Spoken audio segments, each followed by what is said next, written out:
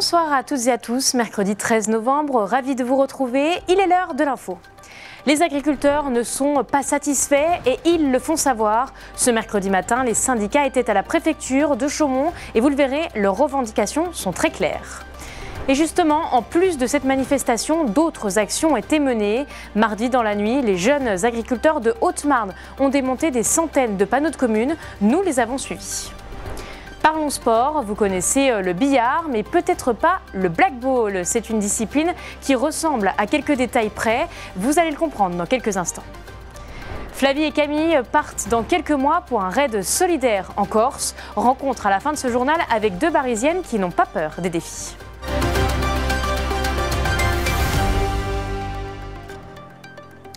On débute ce journal par un triste événement qui s'est produit aujourd'hui à Bettencourt-la-Ferrée. Une femme de 80 ans a été tragiquement écrasée par sa propre voiture alors qu'elle venait de stationner son véhicule devant la pharmacie. Le frein à main, mal enclenché, a entraîné le mouvement de la voiture qui l'a renversée.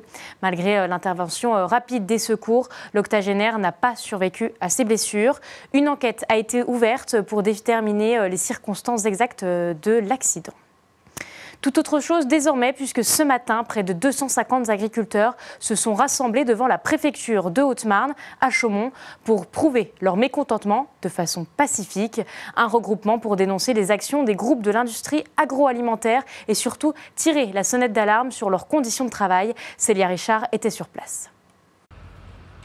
600 panneaux, tous ont été déposés devant la préfecture de la Haute-Marne à Chaumont ce matin.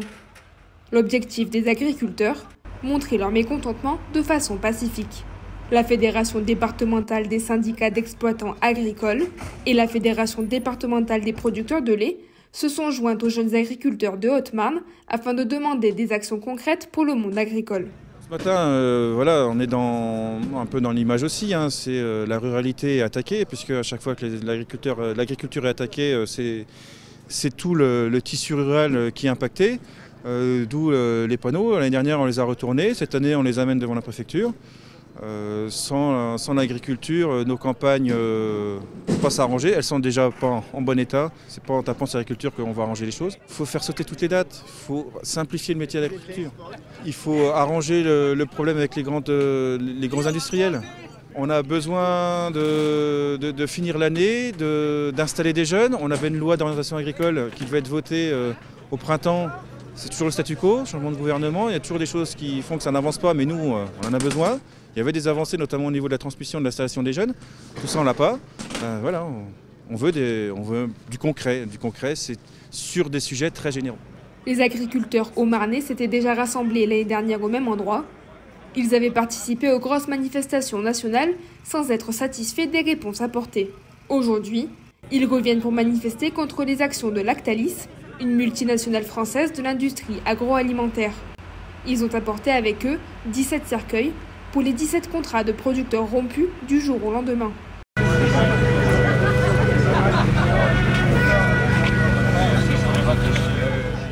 On est là aujourd'hui pour dénoncer justement les actions de Lactalis pour le lait, qui a arrêté les contrats de ses producteurs, qui va arrêter les contrats de ses producteurs.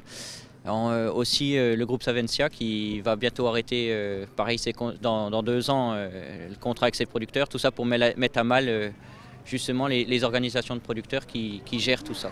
Que ce soit le lait, la viande, les céréales, les jeunes, voilà, tous ensemble. Aujourd'hui, ça représente la ruralité, un territoire. La Haute-Marne, c'est plusieurs villages avec des agriculteurs dans chaque village.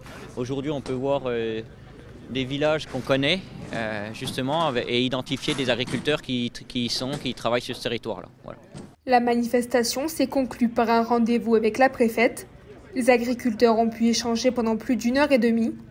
3 axes seront transmis au ministère de l'Agriculture, la souveraineté, l'excès de réglementation et les avancées concrètes qu'ils aimeraient voir.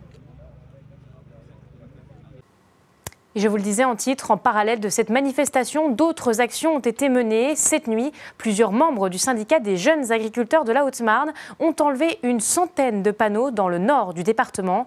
Une façon, une fois de plus, de montrer leur mécontentement. Léo Martin les a suivis. Tu fais Montier, Tilleux, Sommevoir, Nully, enfin tu fais dans le... Enfin, moi je pense que le mieux c'est dans ce sens-là. Dernier préparatif avant de partir.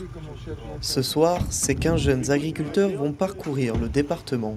Leur objectif, démonter tous les panneaux des communes. Aucun ne sera oublié. L'année dernière, ces jeunes avaient mené une opération similaire. Seule différence, ils avaient retourné les panneaux. En 2024, ils les démontent.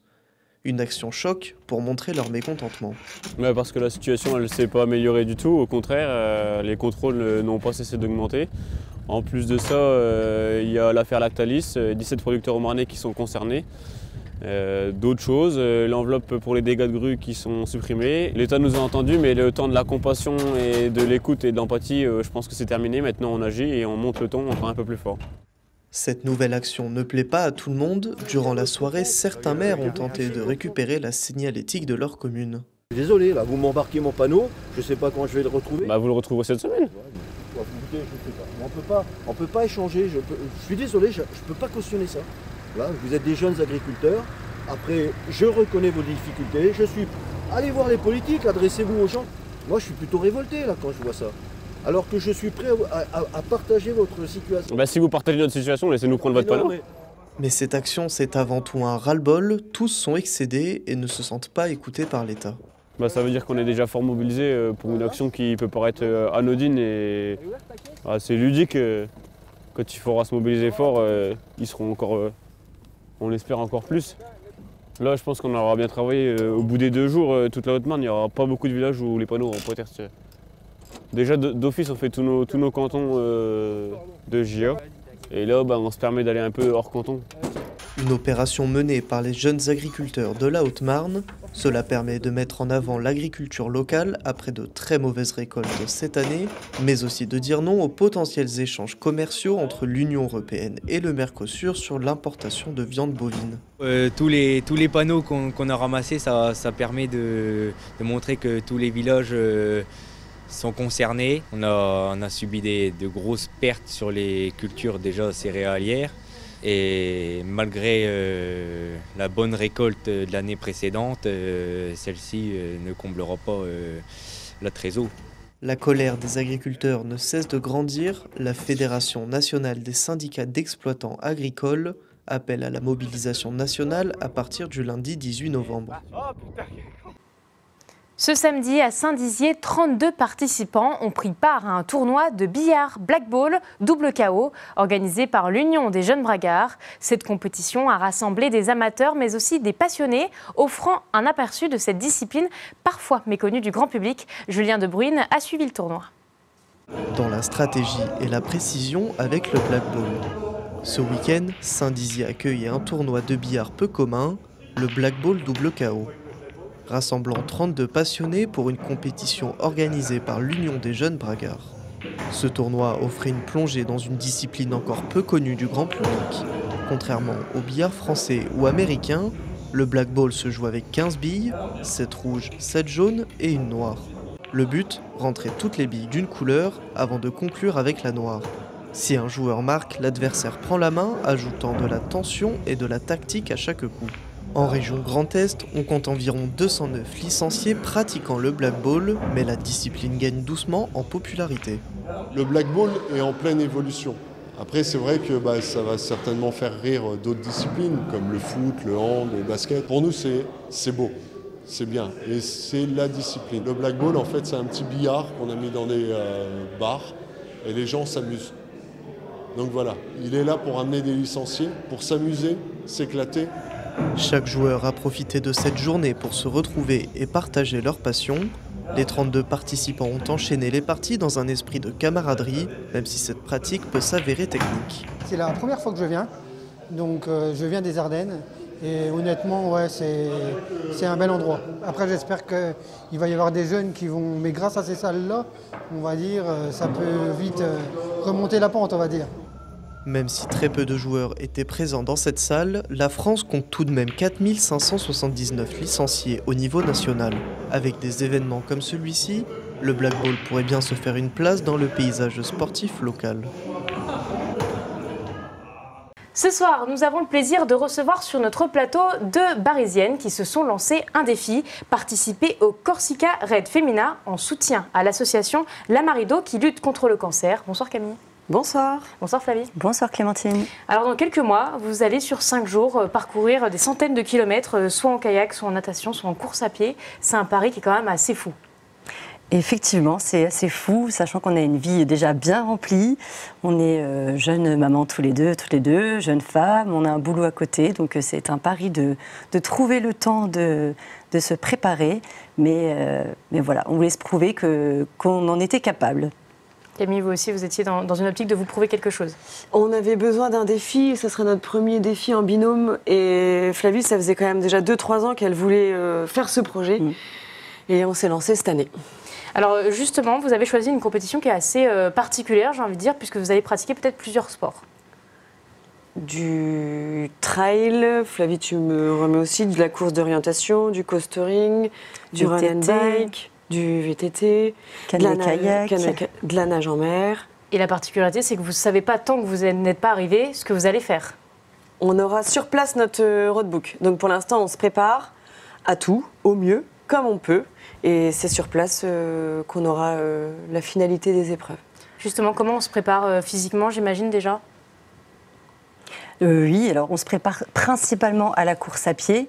C'est vraiment le plus gros quand même du raid. Et après, pour le reste, c'est un peu plus compliqué, puisque canoë-kayak, pour chez nous, c'est compliqué, l'escalade aussi. Donc voilà, c'est principalement la course à pied. On va se mettre un petit peu au VTT et à la natation aussi. Et voilà, on va essayer de ne pas être excellente, mais de ne pas être trop mauvaise. On va dire ça comme ça. Vous n'avez pas de planning parce que vous faites ça en plus de votre activité et votre vie de maman, finalement. Ouais, on va s'entraîner comme on peut. C'est ce que Flavie dit, on va se remettre un petit peu plus à la course. On va suivre un petit programme pour se préparer. En fait, on aimerait bien profiter de l'aventure et pas la subir.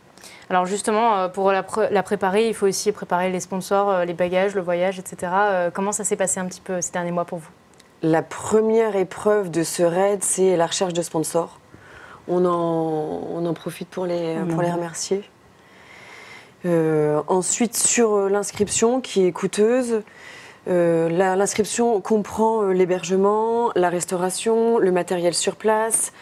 Il faut aussi véhiculer 80 équipes, 80 binômes.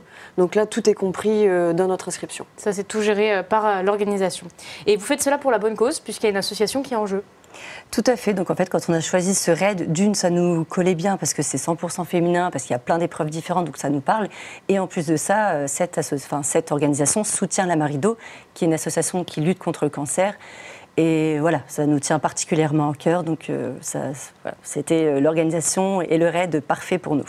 Alors justement, vous aviez le choix entre d'autres, mais celui-ci était particulièrement intéressant parce qu'il est en été peut-être ou pour d'autres raisons ? Voilà, c'est au mois de juin, c'est la Corse, c'est plutôt pas mal. Donc au niveau conditions météorologiques, je pense que ça sera top. Et puis, On recherchait une aventure sportive et humaine et ça rassemble les deux côtés parce qu'on aime les activités plein air.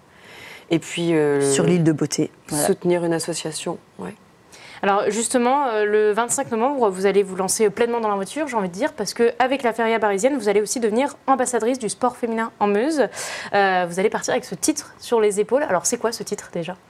Le titre ambassadrice du sport féminin en Meuse, c'est un titre qui nous a été offert par la délégation départementale du droit des femmes et à l'égalité. Et c'est grâce au GESAM, mon employeur, Profession Sport et Loisirs, qui porte ce projet. Et grâce à eux, on a pu avoir une subvention.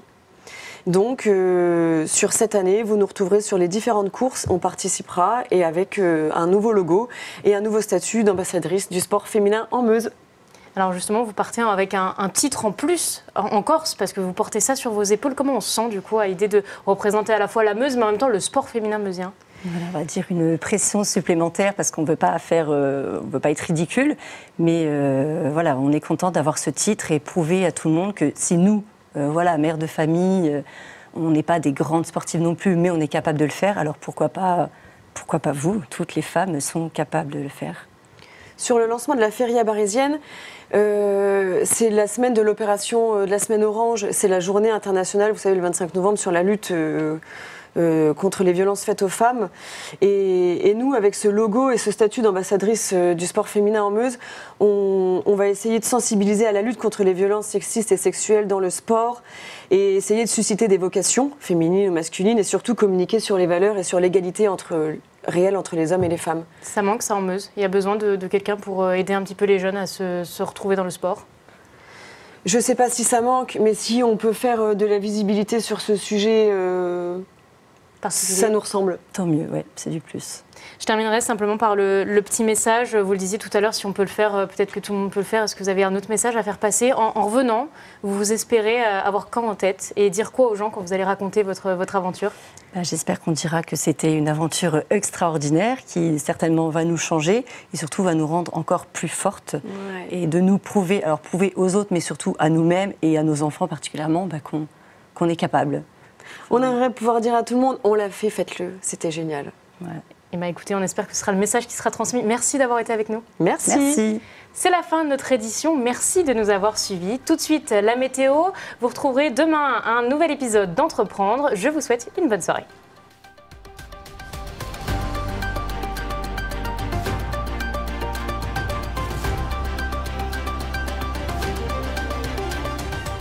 Toute l'actualité en continu à retrouver sur notre site internet et notre application mobile.